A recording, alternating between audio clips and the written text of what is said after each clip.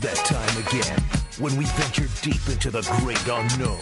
And in Chicago, Tom Waddle. He can't run, he's not fast, but he gets open. A trip inside the mind of a multi-concussed former Bears wide receiver. He caught everything that was thrown and took every hit that they could give him, and he had an all-time day in the use of smelling salt. Buckle up, boys and girls. Tom Waddle, every team wants to have a Tom Waddle. If I had a football team, I'd like to have a Tom Waddle on my team because you draw from that. It's time to go inside Waddle's world. Tom Waddle did have to use a lot of smelling salt. That's right. John Waddle's World brought to you by the great people at Wintrust Community Banks. There's Chicago's banks. Find your nearest Wintrust Community Bank. Visit wintrust.com/find us. Member FDIC.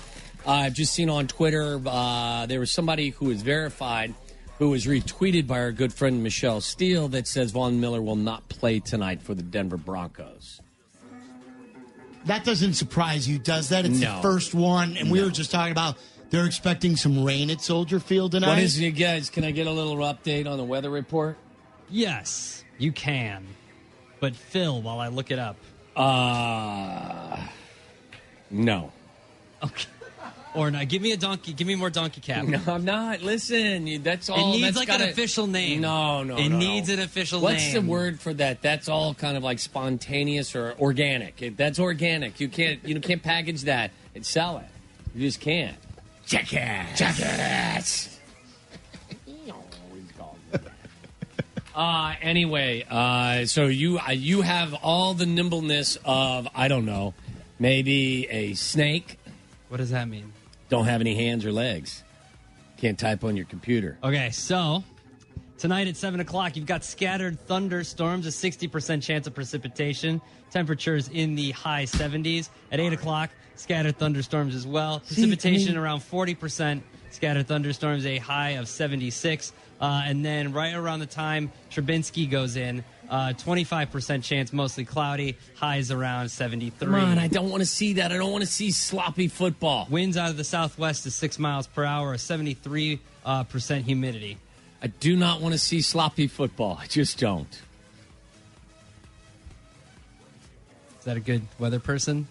That was good. I mean, is it going to it says light rain, though. I mean, that's scattered thunderstorms on my watch. Okay. Well, see, I mean, you're right. I'd like nice conditions for the first game. We get to find out if Trubisky can play in bear weather. Yeah. Stick it with that bear weather talk. I want to see Trubinsky play in bear weather. What? If it is really, let's say it's really bad out there. Let's say the scattered thunderstorms is like a really bad thunderstorm. Then you know what? Mark Sanchez needs to play every snap. Mark Sanchez is out there for the entire game. Again, with no disrespect meant to Mark. Anyway, the Cardinals said their rally cat has gone missing after its on-field interruption preceded Yadier Molina's game-winning grand slam. As ushers tried to contain the cat, a fan grabbed it and claimed it was hers, according to the team. Come on. She left the stadium, and reports indicate the cat was lost in a nearby park. We are hopeful someone will find the cat and contact us so we can properly care for it, the Cardinals said in a statement. Our grounds crew is working on developing a stray animal protocol to ensure the safety of both crew and animal should this happen again. Do they have that on the north side? It looked like a kitten, wasn't it? Was it a full-grown cat, or was that looking like a kitten to you? It bit the security guy, too. Did you see that? I did not. Yeah, as he scooped him up. Kitty was biting, huh? Yeah. Careful. You should be careful when you're handling a stray cat. Up, yeah, cat. Shouldn't you? Meow. I want to go home. The Steelers general manager Kevin Colbert says Le'Veon Bell is hurting himself and only himself with his holdout. What else do I have for you? Adrian Peterson will not play in the Saints preseason opener. I don't think he ever played in the preseason, did he? Never. With the Vikings? Zach Randolph arrested in Los Angeles on felony marijuana charge. Ooh. And it's legal in California, yes? Randolph has been charged with marijuana possession with intent to sell by the L.A. County Sheriff's Department. He was arrested at 11 o'clock last night after police officers encountered a group blocking the street during a routine patrol. Like, why is he selling? Like, what did he just get from the Clippers? I don't think he's selling. I mean, when you have a certain amount, really? Then it kind of the intent portion of the See, I know nothing about weed. You know that. If they deem that the amount you have is not for personal use because it's so much, it was just he got a big brick of weed. I mean, he can't do that all himself, allegedly. Cubs set playoff ticket prices for season ticket holders. Tickets for Cubs playoff games will range from $71 to $481 for World Series games. $71 for the National League Division Series, all the way up to $481 for a World Series game. That was announced and it's going to be expensive. Yesterday. We know that. Listen, if I was a Cub fan and you raise the tickets, I'm okay with it because my team won the World Series last year and they went to the NLCS the year before. As long as you are consistently fielding a winner, I'm willing to pay a pretty steep price. Always. Food sold at Wrigley rated 8th safest among 28 baseball stadiums reviewed in a Sports Illustrated study. 8th safest. SI analyzed health department inspection records and other data to determine which ballparks had the safest concessions. Wrigley's most recent inspections turned up 36 total violations and 8 critical violations, which pose the highest safety risk to fans.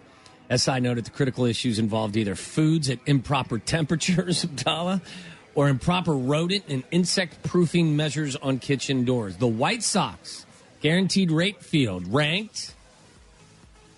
Cubs ranked 8th. They're usually good with the food, but this is about food safety. 5th. 18th. What? Yeah. So they were substandard. Yeah. Wow. Not necessarily, just 18. This is an interesting headline. I laughed out loud when I read it. I have not read the body of the article yet because I just looked at the headline. I laughed like a 12-year-old, and then I moved on. Bear swipes car for joyride, then poops inside. But it's a bear. Right. What do you expect a bear to do? Has anybody seen Kyle Long? I knew what you were doing. I know it's not the woods, I knew what you were going. Come on. You know what? I knew where you were at. A bear broke into an SUV and took it for a joyride in Colorado before crashing it, trashing the interior, and pooping inside. It would have taken a human being hours to do what this bear did in a couple of minutes, said Ron Cornelius, who found the car after the animal mowed down his mailbox. Is that the damage to the car, the amount of poop? The bear hijacked the Subaru from his neighborhood early on Friday last week, likely releasing the parking brake and causing the vehicle to roll down the driveway and crash into a utility box and the mailbox. The ruckus woke Cornelius and his wife as they dashed outside to find the totaled SUV and called 911. They were fearing that there were humans inside. The couple didn't see the bear, but they did find the steering wheel and radio ripped out, the back window broken, and poop left behind. That's crazy. Yeah. Not the poop part. I mean, he's a bear. I mean, geez, what do we expect him to wait till the woods get there? Does a bear poop in a Subaru? Yeah. In this case, yes. Yes. Millennials are wasting home down payments on bachelor blowouts. Millennials spend an average of $1,532 on a single bachelor party, according to a new Zillow analysis of wedding data from The Knot. Without travel and lodging, the number shrinks to $738. False. What do you mean false? I am of the age. I'm a millennial. I'm of the age where I'm going to at least one bachelor party a year. Mine was a couple years ago. We went to one last year, and this year is the great Chris Bleck's. What is Bleck doing for his bachelor party? We're going to Vegas. Oh, big time stuff. Like you said, you're spending more on bachelor parties than on a down payment on a home. But the one that I went to a year ago, we only spent like maybe $200 a person. So that's just completely what it's up to who wants to do. And this time going to Vegas is a little more than when I went to Vegas because of inflation and just stuff is more expensive. Yeah. So like that's dumb. That's just blaming millennials for millennials. I think we do. I mean, my guys spend a lot on me. And I had 2 bachelor parties. Ooh, and you're not a millennial. No. And hated his wedding day. Yeah. Well, 2 bachelor parties and hated his wedding day. Which bachelor party was better than your wedding day? Vegetarians are almost twice as likely to suffer from depression as those who consume a conventional balanced diet. The new Bristol University study of almost 10,000 from They southwestern did this England. at ESPN? Southwestern England found that vegetarians were more likely to develop depression due to vitamin and mineral deficiencies that can negatively impact their mental health. People are seriously regretting buying tiny houses. This doesn't shock me at all. Between their efficient organization and streamlined design, tiny houses have totally taken over on TV and social media in the past few years. The idea of scaling back on belongings as well as mortgage payments, certainly appealing. But how many people could or would be able to actually live in 400 square feet? Not many, according to a recent report by Trulia. The online real estate resource polled more than 2,200 U.S. adults about what they wish they had done differently with their current housing. A whopping 44% of participants had housing regrets, and the biggest regrets among homeowners had to do with the size of their home. Do you watch the tiny houses program? I've seen some of them, yeah. See, I think they're boring.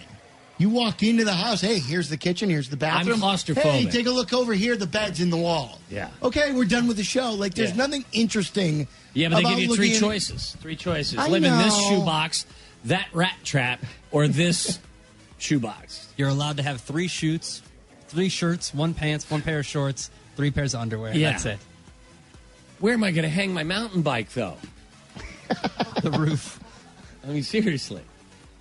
You get one of those things the buses have. It goes on the front. Drunk motorist parks in police station lot just to be in a safe place. Police say Sean McCullough made the dangerous decision to drive while intoxicated in Delaware County, but he also had a brief moment of clarity or stupidity, depending on how you look at it. Shortly before 4 a.m. on Wednesday, McCullough, 44, was driving through Upper Darby when he approached the township police station on Westchester Pike and decided to pull into the parking lot designed for police officers. An Upper Darby officer watched on surveillance cameras as McCullough drove around the entrance gates to the lot, into the exit lane, onto the grass, and then over a sidewalk before he parked his 2008 Ford station wagon right there with the police cars. And right to jail he went. He did it because he thought it would be the safest place for his car to be parked. No one's going to steal it here. Money can't buy you love.